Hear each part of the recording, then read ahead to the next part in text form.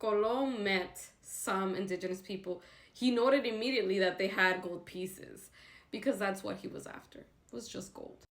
So was there gold on the island? Yes, and there's still gold.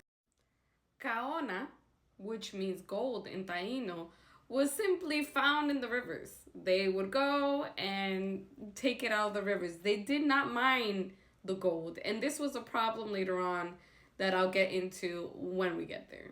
But the Taínos had their own, I'm going to say, religious ceremony before going to get gold.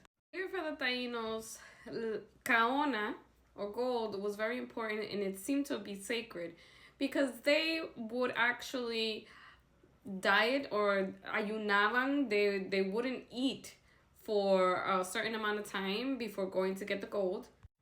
They would also not have sex for at least 20 days before going to find gold. Cristobal Colon find out that in El Cibao, because that's also a Taino word, había oro. He also learned about the ceremonies that the indigenous people did before going to get the gold. Because the Taínos said that when they were with their women before getting gold, they wouldn't find any.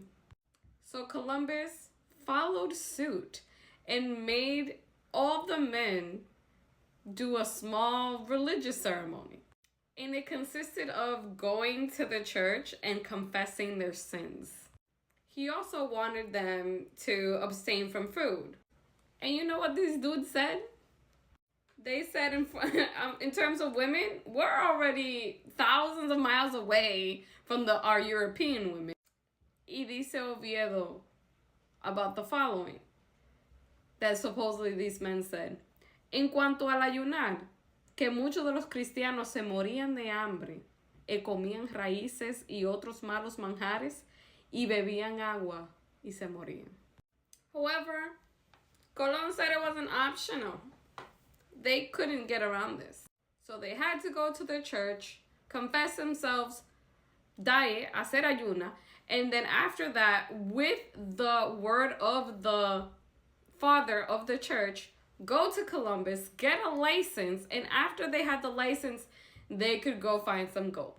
And if they didn't get the license, they were punished very severely by Colón himself.